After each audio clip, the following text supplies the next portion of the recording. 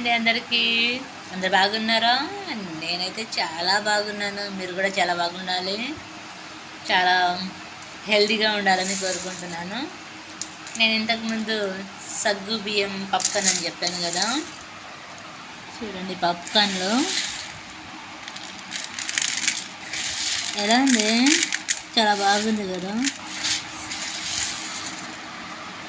ఈ సగ్గు బియ్యం పప్కార్న్ తయారు చేసింది పెద్ద వీడియో ఉంది, ఆల్రెడీ పెద్ద వీడియో చేశాను. దానికి కొంచెంసేపు నానబెట్టి ఇట్లా బట్టలు కొంచెం పొడి పొడిగా కావాలంతే, ఇంకా కొంచెం నూనె వేసి దాంట్లో పెంచు మీద ఇలా ఇలా చేస్తే పాప్కార్న్ అయిపోతుంది.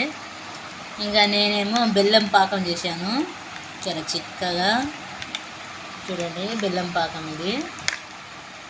ఈ పాప్కార్న్ దీంట్లో కలిపి తింటే జన్మలో మర్చిపోరు కదా.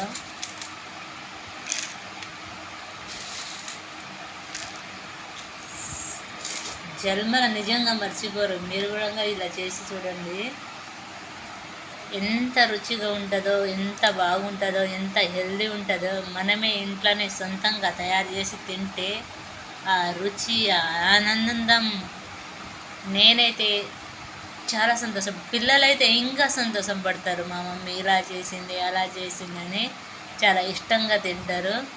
పిల్లల కోసమైనా ఇట్లా చేసుకొని తినండి ఇంట్లోనే. బయట నుంచి ఇది అది అన్నీ కెల్తి తిండి తినకండి. ఏం తినాలనిపించినా కూడా ఇంట్లోనే మంచిగా హ్యాపీగా సంతోషంగా చేసుకొని తినండి. నా వీడియో నచ్చితే ఖచ్చితంగా లైక్ చేయండి, షేర్ చేయండి, సబ్స్క్రైబ్ చేయండి. ఇంకా సగ్గు బియ్యంది పప్పు ఉంది కదా, ఇట్లా బెల్లం పాకంలో కలిపి తినేసేయండి. ఆహా, చాలా సూపర్ ఉంటుంది. సరేనా? ఓకేనా? లైక్ షేర్ సబ్స్క్రైబ్ తప్పకుండా రావాలి.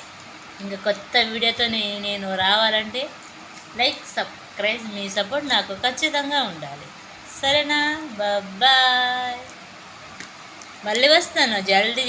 ఎంత లైక్ కొడితే అంత లైక్ షేర్ సబ్స్క్రైబ్ చేస్తే వేరేళ్ళు ఎంత చూసినా లైక్ మీ ఇష్టం, కానీ చూడాలంటే ఖచ్చితంగా ప్రతి ఒక్కరు చూడాలి. లాస్ట్ ఎండింగ్ వరకు చూడండి నా వీడియో. ప్రతి వీడియో చాలా బాగుంటుంది. నేను ఇంకా మంచి మంచి వీడియోతోటే వస్తాను మీ అందరి కోసం. సరేనా? బాయ్.